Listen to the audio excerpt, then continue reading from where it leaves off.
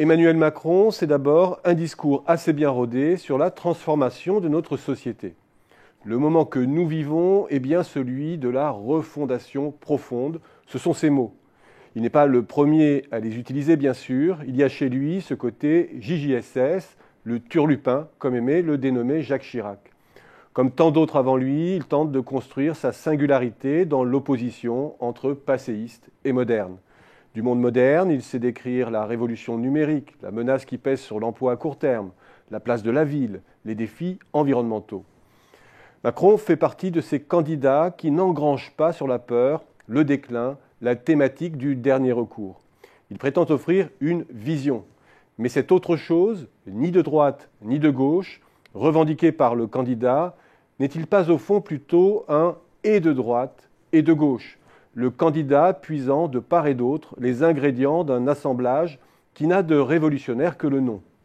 Car au fond, la compile Macron, aussi bien emballée soit-elle, resserre des morceaux choisis bien connus, plus destinés à pérenniser le système qu'à le bousculer. Prenons par exemple sa volonté de porter l'assouplissement et la protection renforcée des travailleurs. C'est au fond la flexi-sécurité qu'il revendique pour la France. Il reprend là une bonne vieille thématique popularisée en France depuis l'aube des années 2000 et qui inspirait déjà le plan de cohésion sociale de Jean-Louis Borloo en 2005. Avec du côté flexibilité, une place accrue laissée à la négociation au niveau des branches et des entreprises pour déroger au cas par cas aux principes là où cela est nécessaire. En quoi son projet va-t-il plus loin ou amende-t-il la loi El Khomri ? On ne le sait pas encore à ce stade. Ensuite, un droit à l'erreur pour les employeurs qui limiterait leur exposition à sanctions judiciaires.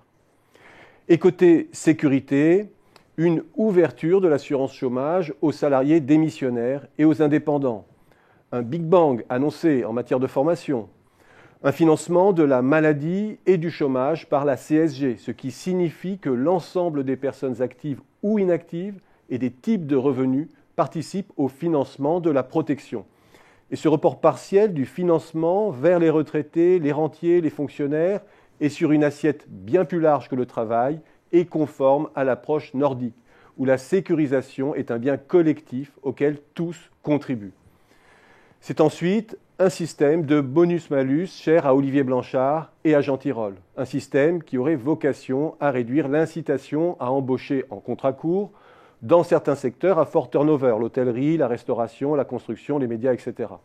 Enfin, un accroissement de la prime d'activité. C'est du point de vue budgétaire l'affirmation de la nécessité de réduire la voilure de l'État, mais au même temps sans fragiliser la croissance, d'investir dans la formation, la rénovation thermique, la fibre, etc., d'augmenter les moyens humains de l'État, notamment en matière de sécurité des personnes ou de formation notamment, avec de surcroît une pérennisation du CICE transformé en baisse de charges pérenne de 6 points. En fait, en puisant à sa droite la flexibilité et à sa gauche la sécurité, à sa droite la baisse des dépenses sensibles, précises, et à sa gauche le renforcement des moyens pertinents de l'État, notamment en matière de protection sociale, Emmanuel Macron nous propose un panaché de réformes sans sang ni larmes, avec un grand non-dit sur le financement aussi. Or, la flexi-sécurité, qui lui sert de fil directeur, est un système coûteux. Au fond, Macron, ce n'est pas la révolution, ce n'est pas non plus la potion amère de la rigueur, mais un programme compilant les recettes du docteur Attali, avec une grande ellipse sur leur financement.